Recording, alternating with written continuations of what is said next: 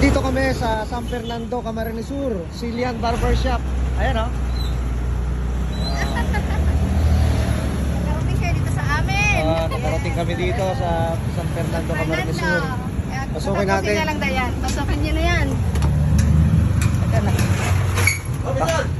Papagupit po. Ayos Ang ang aming munting barbershop. ayos ah. Ayos ang barbershop natin dito. May nakakita ko ng sticker oh. Ayun. Daddy Barber. Ayan. Parang Emerson. Meron ditong Daddy Barber oh. Daddy Barbers. Ayan. Andun, dami mong sticker dito. Suki mo pala si Pinsan. Si Pinsan Brian. Ayan. Binisita namin dito sa San Fernando. Kaya nga, yung mga ano dito, maghihintay kaya labas. Maganda naman yung Okay. at least para ka. Tony Barbers. Sa Ortega Street, yung galing dyan yung San Miguel.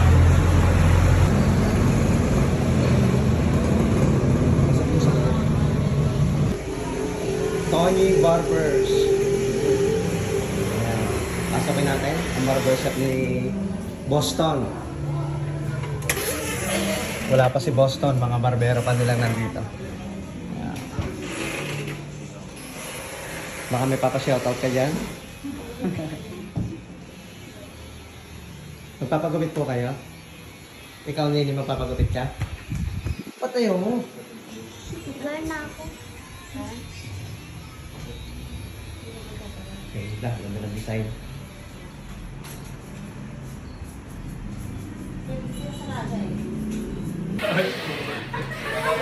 Boston! Meron dito pwede nyong mag-coffee. May lemonade. Yung mga gusto mag-relax. Sa Tony Barbers, Eriga, second branch. Meron din kami. Meron sila dito, dalawa sa Eriga, saka isa sa Naga. Ano? Oo. Bali tatlo. Yung bao dito muna nilipat. Ang muling pagbabalik. Pangatlo ko na ito papunta rito. Ano pangatlo? Tatlo. Dito tayo sa main branch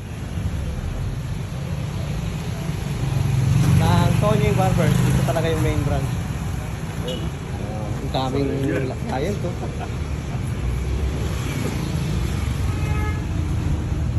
Okay, pasa tayo. Una muna.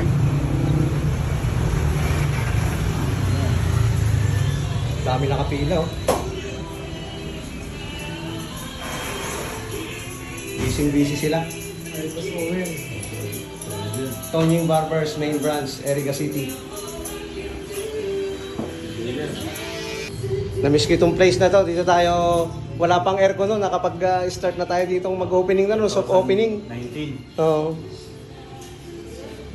Bumisita na rin ako sa Alpha Barber dito sa Eriga City dahil nag-chat sa akin ng may-ari nitong barbershop nito na bisitahin ko ang kanilang branch dito sa Eriga. Kaya pinuntahan natin ito para sabay-sabay na rin na mabisita ko yung mga lugar na aking pinuntahan. Hi, sister. Ay, Basta po. magkita tayo sa Alpha. Sir Dilo. Bagong branch ba ito? Bago lang po. Itong bagong branch ng Eriga. Yung Erega po. Eriga branch. Maganda rin. Meron silang 5 upuan. Naligaw pa ako eh. Napalampas pa ako dun. Sino kasama niya, sir? Yung mga pamilya ko nandiyan na sila sa kabila. Touchdown kami pagdating ng hapon dito sa Common, Tabaco City, Albay. Sa aking kumpare na si Ronnie Cutters o Ronnie Burak. Ayan, andito kami sa kanila. Ayan, napakaganda rito. Ito yung kanyang bahay na pinatayo katas ng kanyang pagugupit. Malapit kami sa Mount Mayon. Ayun, sa unahan, natatakpan lang ng ulap. Sinaksihan na rin namin ang graduation ng kanyang lalaking anak dito sa Barangay Common, Tabaco City. At nanood na rin kami saglit ng graduation ng kanyang anak. Andun siya sa may dulo, sa may kanan, kasama ang kanyang misis. Ayun, napainom pa nga ako dito sa kanilang gripo dahil nauhaw ako. Napakalinis ng tubig dito dahil nanggaling pa yan sa bundok. Masarap ang lasa ng tubig. May kasama na rin kunting sayawan pagdating ng gabi. Good morning, gayak na naman kami. Pupunta kami sa Sorsogon this morning. Kasama namin si Gio. Naka-stair sharp clothing. Ayun. Yung sa akin, hindi ko nadala. Good morning. Dito kami sa Tabaco. Medyo tinanghali ng gising. Napasaya kagabi. Napasarap kagabi. Larga na ang dalawang kabayo. Good morning. Nandito kami sa Tabaco City. Napakaganda ng umaga at walang ulap. Tanging usok lang ng Mount Mayon ang makikita natin. Yo. Mount Mayon.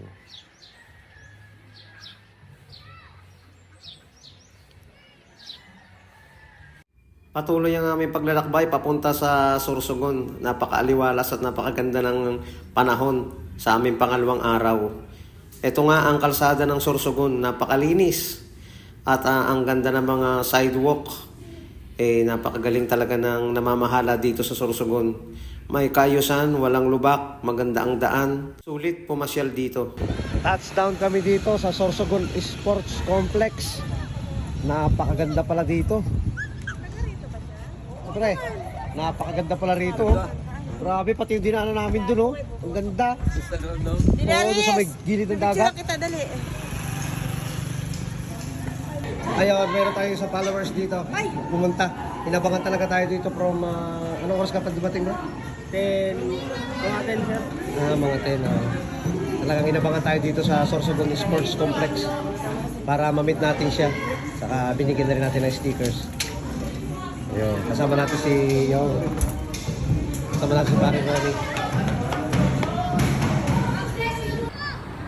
Andito na kami sa Barcelona, Sorsogon. Dito Spain ha. Barcelona, Oo. Sorsogon to. Barcelona, Sorsogon, hindi Spain. Spain oh. May mga lumang istruktura dito. Oh. Ayan, ang mga lumang istruktura.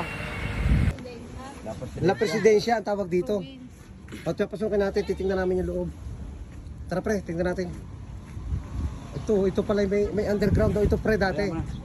Tapos ito daw yung parang pinakang paggagaling sila dyan sa dagat. Pinakang taguan nila itong lugar na Ng to. mga Kastila. Oo, ng mga Kastila. Kasi pag mga ganyan design naka-arko, design na Kastila Tsaka yan. ang kapal ng ano, yan oh. Hmm. Talagang pag ginera, makapal yan eh. Design talaga sila sa ano. Dahil mo pa aram, noy? Parang, Ano pa din? hanapin natin yung underground. Hanapin natin yung mga... Wala na siguro nito. Wala na. Pero laki ha. Tingnan mo naman yung mga yung mga balete, talagang kinapitan nila yung mga mga lumang istruktura. Mga wall. Alam mo pang ano talaga.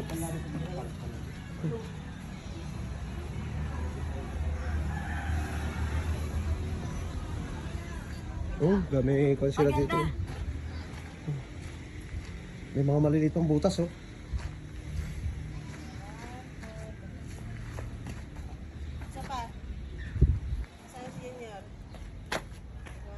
Punta naman po natin dito sa may kanang bahagi.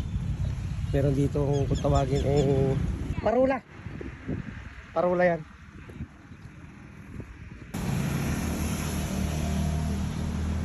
Ayun, ang ganda pa ng loob.